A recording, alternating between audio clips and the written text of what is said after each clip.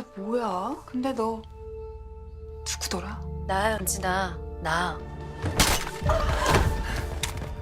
널 죽일 이유가 하나 더 늘었잖아. 적어도 날 알아는 봤어야지. 죽여? 니가 죽게 날 죽여! 내가 어떻게 여기까지 왔는지 얘기해줄까?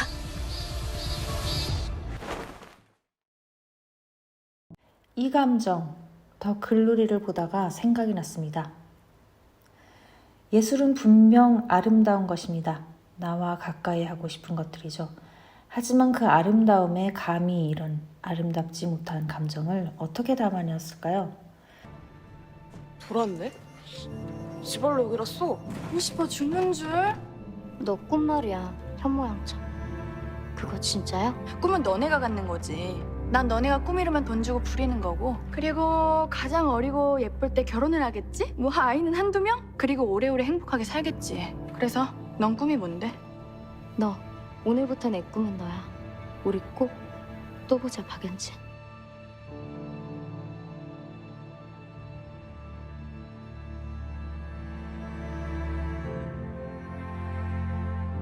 그리고 이 감정은 예술에서 어떻게 표현되고 있을까요? 분노와 복수, 미움, 증오와 같은 감정은 실로 인간의 감정 중에 큰 부분을 차지하고 쉽게 공감되며 너무도 쉽게 다른 이에게 전가되기도 합니다. 이 감정은 한편 인간의 힘만으로는 어떻게 다룰 수도 없고 때론 이 감정 또는 그 대상을 없애달라고 누구보다 강하다는 신에게 호소해야 되기도 합니다. 나에게서 무언가를 강하게 배척하고 부정하는 마음, 그 무언가를 끝끝내 파괴하고 나서야 사라질 것 같은 이 끔찍한 감정. 이 감정을 없애고자 노력할수록 없어지기는커녕 도리어 파장을 일으키고 강력해지기도 하죠. 나는 너의 아주 오래된 소문이 될 거거든, 연진아. 파이팅 박연진! 멋지다 연진아!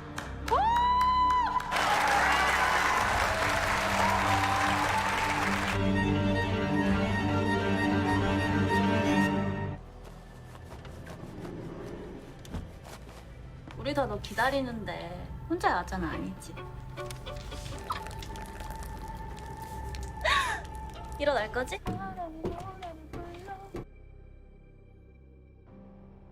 남의 고통에 앞장서던 그 발과 나란히 걸은 모든 발, 비릿하던 그 눈과 다정히 눈 맞춘 모든 눈, 조롱하고 망가뜨리던 그 손과 손잡은 모든 손, 그 모든 순간에 기뻐하던 너의 영혼, 거기까지 가볼 작정이야, 연진아. 이겨내지 못했을 땐 자신마저 파괴할 것 같아 더욱더 위험한 이 커다란 감정을 미술에 어떻게 담아냈는지 알아볼까 합니다. 복수를 이야기하자면 꽤나 유명한 작품이 있죠. 보기만 해도 충격적인 선혈이 줄줄 흐르는 살해의 장면입니다. 아르테미시아 젠틀리치의 홀로페르네스의 목을 자르는 유디트라는 작품입니다. 이 작품은 성경의 내용을 바탕으로 했죠. 구약 성서에 등장하는 여성인 유디트는 아시리아의 군대가 이스라엘 베투리아 마을을 점령하기 위해 쳐들어왔을 때 적진으로 변장을 하고 들어가 적장인 홀로페르네스를 유혹하고 술시중을 들은 뒤 그가 술에 취해 잠들었을 때 목을 베어버렸다고 합니다. 홀로페르네스의 머리를 든 유디트는 시녀와 함께 유유히 적진을 빠져나가고 다음날 장수를 잃은 군대는 그대로 퇴각해버렸죠. 이렇게 유디트는 자신의 나라를 구한 성경 속 흔치 않은 여성 영웅이었고 이후 많은 작가들이 즐겨 그린 강한 여성상 판무파털의 주제가 되었습니다. 자, 우선 미켈란젤로의 유디트와 비교해 봅시다. 미켈란젤로의 유디트는 하얀 블라우스를 입고 양갈래 머리를 한 소녀의 모습입니다. 두 팔은 강하게 상대를 제압하고 있지만 표정은 어딘가 모르게 그 고통을 공감하고 있는 듯이 또 한편으로는 옆에 있는 시종이 충분히 할 수도 있을 법한 일을 대신하는 듯 하기도 하네요. 이 작품에서는 연극적인 강한 빛의 연출로 하얀 블라우스를 입은 유디트의 순결하고 고결한 모습이 더욱 돋보입니다. 보티첼리의 작품입니다. 이 작품에서는 목이 잘려진 호르페르네스의 처참한 모습을 발견한 아시리아군의 모습만 보이네요. 유디트는 이미 적진을 빠져나간 후겠네요. 충격과 안타까움, 처참한 상황의 묘사로 전의를 잃은 군사들에 더 집중한 모습입니다. 티치안의 유디트는 어떤 모습인가요? 의기양양하게 적군의 머리를 손에 잡고 정면을 응시합니다. 당당한 모습입니다. 회화사에서 여성이 주제가 되고 게다가 정면을 응시한다는 것 자체가 굉장히 드문 일이기 때문에 이 시대에서는 이미 충격적인 모습이었을 것 같습니다. 클림트의 유디트도 너무나 유명하죠.